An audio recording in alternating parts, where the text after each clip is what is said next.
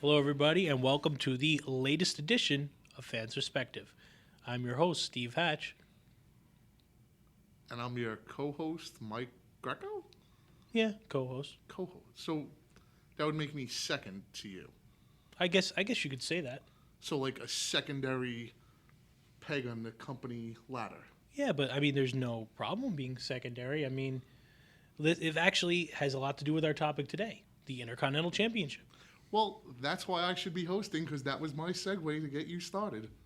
Duh. Well, thank you, Mr. Greco, our co-host. Well, that's right, fans. Today we are talking about the Intercontinental Championship.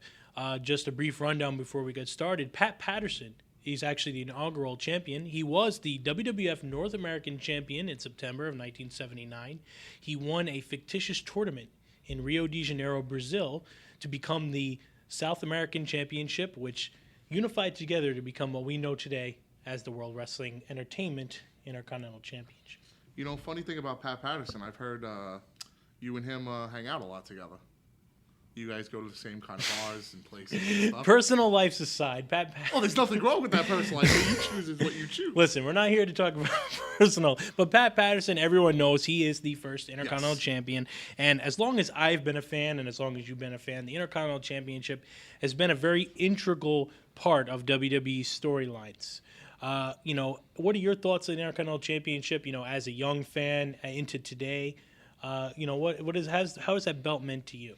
Well, when, as a younger fan growing up in, the late 80s, early 90s, it was a title that was meant as a workman's title.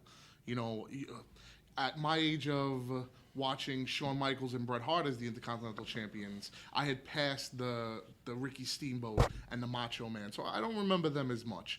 But like I just mentioned, Shawn Michaels, Bret Hart, and it just kept going on and on after that. And it was like the stepping stool for the next guy. Yeah, when I first started watching wrestling, it was around that early 90s time. We're around the same age, we've been fans forever. So it was around that 90s time when Bret Hart was the Intercontinental Champion, Shawn Michaels, two of our favorites.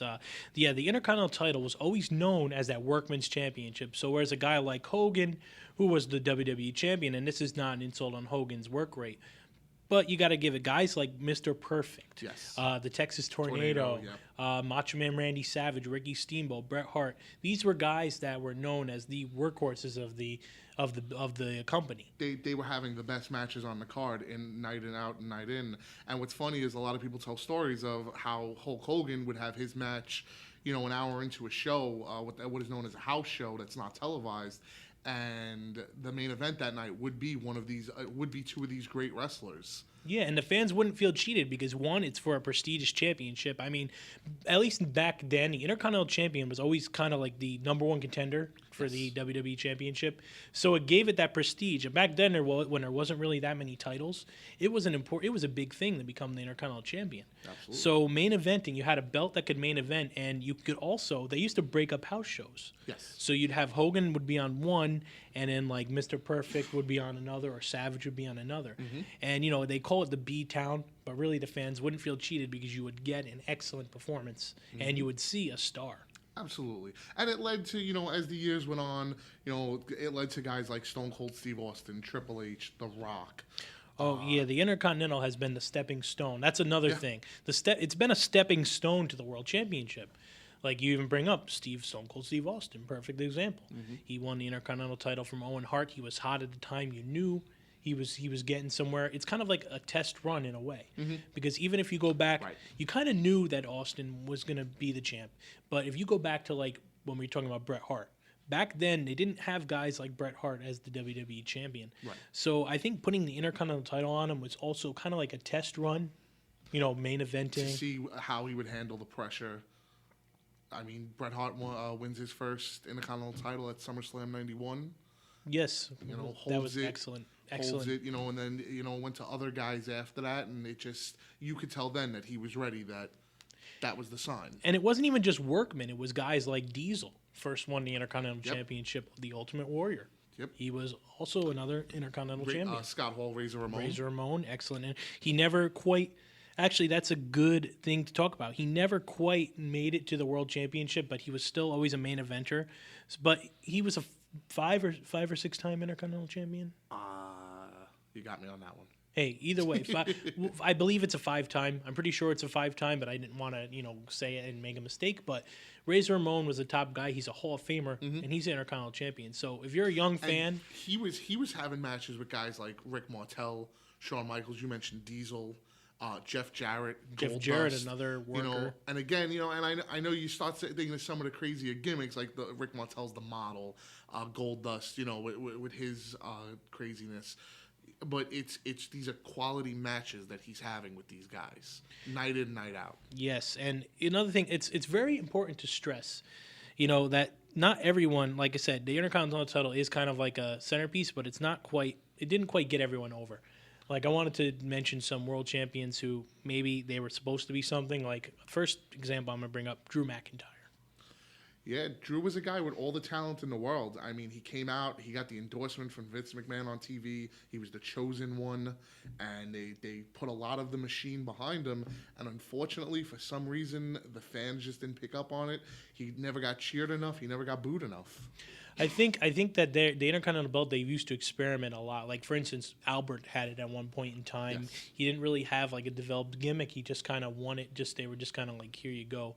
That was when they first started to bring in the Invasion belt. So they had the U.S. belt. So they kind of like poo-pooed it. # poo-poo. They kind of poo-pooed it. That in there somewhere. So, there hasn't always, sometimes the Intercontinental title maybe wasn't treated as it was. Like, Mark Romero was the Intercontinental champion at one point. He actually, I believe, won a tournament where he defeated Farouk. Farouk, yeah. See, no offense, and this is not a knock on Farouk or Mark Romero. I think Farouk is great. But, these are not the guys you think of when you think of guys who won the Intercontinental title and went on to better things. Well, you Santino Marella. That's exactly where I was going. A guy like Santino comes out of the crowd in Italy. He defeats Umaga, who at the time was as hot as anyone could be. Bobby Lashley interferes. They were running a whole angle there.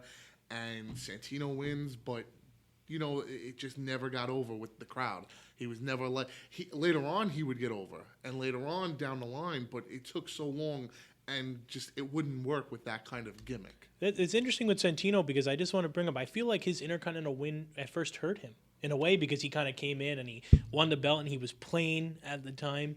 And it was like the fans just hated him, but they didn't really have a reason to hate him. But they kind of hated him because it's like, well, who's this bum that has the Intercontinental title? And it's very hard because, you're trying to sell this whole thing that a fan came out of the crowd to win the Intercontinental title. And it's like, all right, well, the next week, he's going to wrestle. And, wow, he knows all these wrestling moves. It's like, well, isn't he just a fan? Like... And it kind of, no offense to Santino, but it cheapens the Intercontinental title in a way. Yes. I mean, you don't see that for the WWE Championship. And I feel like that kind of... Whereas the Intercontinental can help people get over, I feel like in a way that kind of stalled progress for Santino. Well, before you mentioned Scott Hall, Razor Ramon, another guy that got the title and it just never.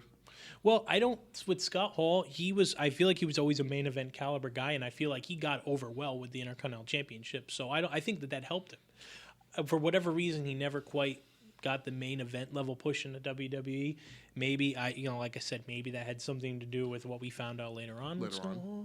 But I feel like Scott Hall could have been a good champion. But Scott Hall, I feel, is a deserving Intercontinental champion. Well, you bring up somebody that never got over, or someone that just never got over in WWE. Jeff Jarrett was an Intercontinental champion. I believe he was like a 6-time, but multiple-time champion. Multiple-time champion, and in the WWE, that's it. He never got no higher. I don't even remember him ever getting a WWE title shot.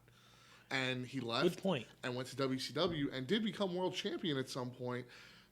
The old story goes, he broke 5,000 guitars and didn't make 1 cent. So, would you say, though, it became successful, and he's a successful former Intercontinental champion? Absolutely. Great competitor. Like I said, Goldust was another one. I feel he was a deserving champ, and the Intercontinental belt helped him, but he never quite got over the hump. Whether that's, gimmick-wise, title-wise. Well, the gimmick was a little early for its time. If the Goldust gimmick would have came around a little later during maybe the mainstay of the Attitude Era, it may have gotten over better. And who knows, maybe him as Intercontinental Champion would have been better then. Yeah. I mean, the Intercontinental title has just been, it's really, you can't just put the Intercontinental title on somebody and expect them to run off. That's basically the point I'm trying to make. But we're going to take a quick commercial break. When we come back, we're going to actually bring you a new segment. We're going to talk about some of our favorite Intercontinental title matches. So stay tuned. We'll be right back.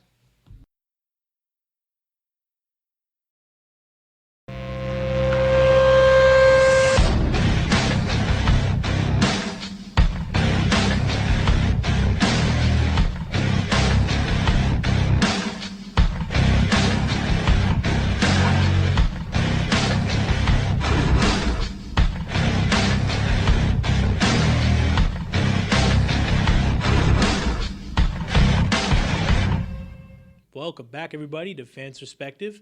And we are here talking about the Intercontinental Championship. And this is going to bring us into a new segment on Fans Perspective. It's called the Fans 5. Hashtag Fan 5. Hashtag Fan 5. Basically, me and my co-host here are going to discuss our top 5 fan favorite Intercontinental title matches. First, I'm going to take it to Mike Greco. Oh, well, thank you. Yeah. The talent should go first. Anyway, hi, everybody. And like my friend Hatch here said, my co-host, secondary. This is a new segment on the show, and it's just basically what Intercontinental title matches meant something to me. You know, just how I look at it. Not in any particular order. It doesn't diminish any other matches that have happened. It's just my fan perspective 5. So first I got Bret Hart and Mr. Perfect at SummerSlam 91. And to the dismay of some, or to the joy of some, I should phrase that, it's probably one of the most incredible matches, wrestling-wise, I've ever seen. It tells a story. They go back and forth the whole match. The thing I remember most is Bret winning the title at the end and then actually ripping Mr. Perfect singlet off of him. And him running down the aisle and then Bret going over to his corpse-looking parents and hugging them. Yes, that's right, corpse-looking parents. And just think they were alive then. Corpse-looking parents. Exactly, hashtag corpse-looking parents. Next I have the epic ladder match between Shawn Michaels and Razor Ramon at WrestleMania 10. At the time, for those that don't remember, Razor Ramon was the actual Intercontinental Champion. Shawn Michaels had been stripped of the title. And leading into it, what they basically did was had Shawn Michaels coming out with the title. They hung both up. Both had a match for it. Diesel was involved. It was the first time, you saw him at WrestleMania. And Razor Ramon would go over in the match. Some people like to say it was Shawn Michaels versus a ladder at WrestleMania 10. Next, I have the Randy Orton Cactus Jack street fight at Backlash 2004.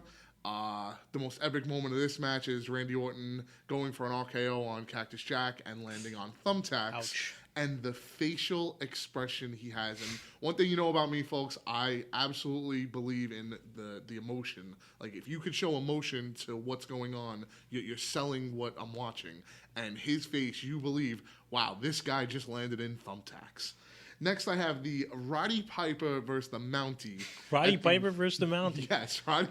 This was not a wrestling clinic. This wasn't arm bars and all the stuff you love about a wrestling match. This is important to me because it was the first time Roddy Piper won a major singles title in the WWF. He had spent plenty of years there, and it was something that watching as a fan, it felt great. Later on that night, him running out to the Royal Rumble, that was also for the WWE title, for the WWF title at the time it was vacant. 92, yeah. You said to yourself, oh my God, maybe the Intercontinental Champion can also win the WWF title in the same night. Then finally, and this is going to blow people's minds. This is a unique one. I ordered Vengeance 06 for a title match, an ECW title match between Chris Benoit and CM Punk. And one of the matches on the card were Shelton Benjamin, Carlito, and a fresh-faced John Morrison. And it was incredible. It was athletic. It was everything you can imagine. And at a time where the Intercontinental title didn't have as much, swag to it, it was a great match to watch, and it was very enjoyable. Those are some good ones. Definitely some surprising ones in there, but you had some good points. Thank you. Now, I'm going to list mine. I'm going to go in reverse order. I'm going to go hear. a little bit different. So we share some similarities, but we have some different ones in there. The first match, my number 5 match, would definitely be Chris Jericho versus Chris Benoit, the ladder match from Royal Rumble 2001. Mm-hmm. Both wrestlers are great. Chris Jericho is one of my favorite wrestlers of all time. It was an amazing match. It was everything you want for in a wrestling match. It was hard-hitting. It was exciting. And they made the belt seem important. You guys killing each other for the belt. That was one of the first times he did the lion tamer on top of the Yes, he did the lion ladder. Tamer on the ladder. What an amazing spot. Mm-hmm. Now, my number 4 match is going to be what is some people will consider the greatest match of all time. Randy Savage versus Ricky Steamboat from WrestleMania 3. And I couldn't do... that was a little before my time as a fan, but I couldn't sit here and talk about Intercontinental title matches without talking about that match. There's nothing more that has to be said about that match. It's a clinic. We discussed it in our WrestleMania edition. Mm-hmm. It's a fabulous match. If you haven't seen it, you owe it to yourself to watch it. Yes. Number 3 is actually Bret versus Mr. Perfect, SummerSlam 91. Like you said, I do remember Mr. Perfect getting his singlet actually pulled off by Bret Hart. And it was a match where, like, when we talk about guys who are using the Intercontinental title as a stepping stone or as a kind of a practice run. That kind of cemented Bret as this could be the guy. Yep, absolutely. Number 2, HBK versus Razor Ramon, the ladder match. The ladder match is really all you have to say. Mm-hmm. It's a show stealer. It was a great story behind it. And number 1, my number 1 match that I have to talk about, and this has a personal connection to me because it was one of the first matches that I remember.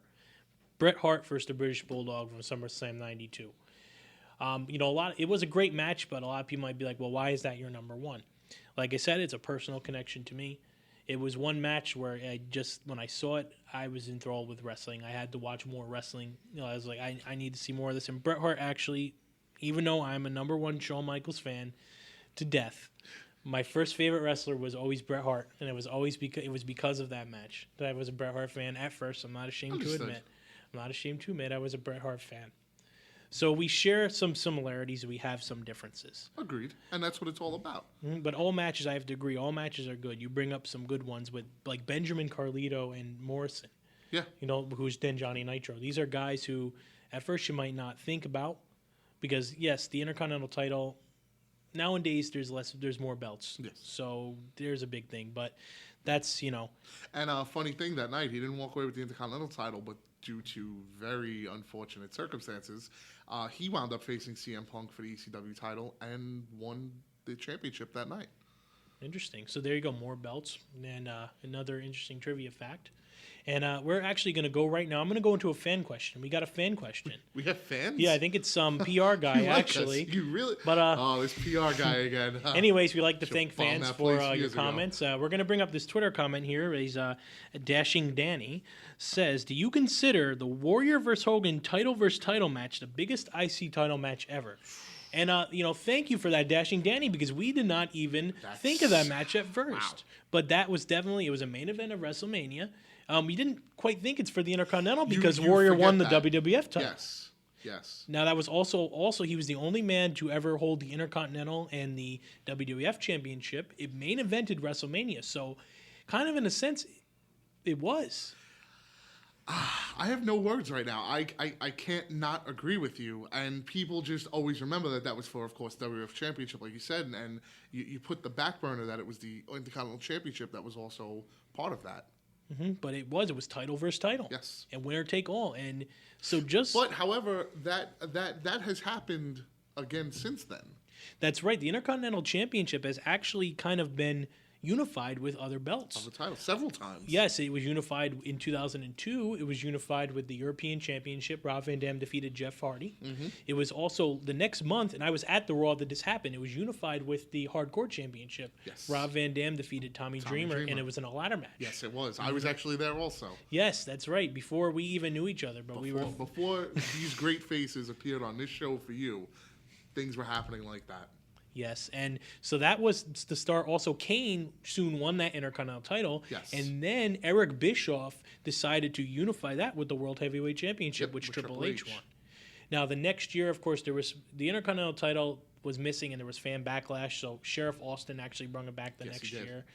In a over-the-top battle royal. That's right. Do you remember who wins that battle royal? I do. It was it Christian? Yes, it was. Yes, it was. I believe Christian Booker T.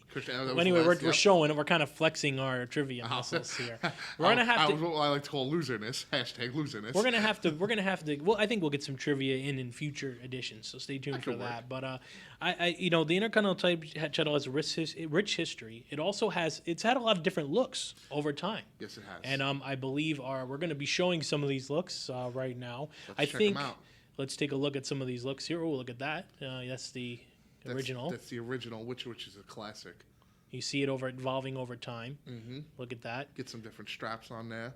Oh, look, there's our famous. There's the one that we all know and love, the big Intercontinental title, I call it. That is actually redesigned today. Yes. And you see the different backgrounds. Like Goldust had a gold background behind yep. it. Warrior had Warrior purple. Had multiple.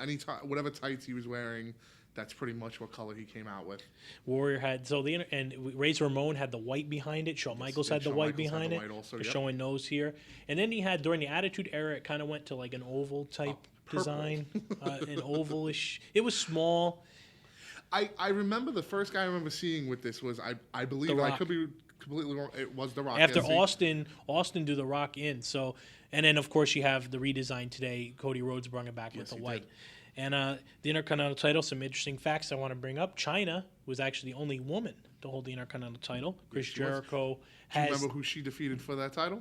Jeff Jarrett. Yep. And Chris Jericho, who defeated her for the title, has the most reigns with 9. Yes, he does. The longest reign, of course, is the Honky Tonk Man. 454 days. 454 days. And the shortest, Dean Douglas with 13 minutes. Yes, that was the night that, unfortunately, due to being absolutely decimated by 9 very strong Marines in a bar in Syracuse, New York, Shawn Michaels had no choice but to vacate the title. I believe that story, too. I absolutely believe that story. The only thing I find hard to believe about this story is that Shawn Michaels got beat up.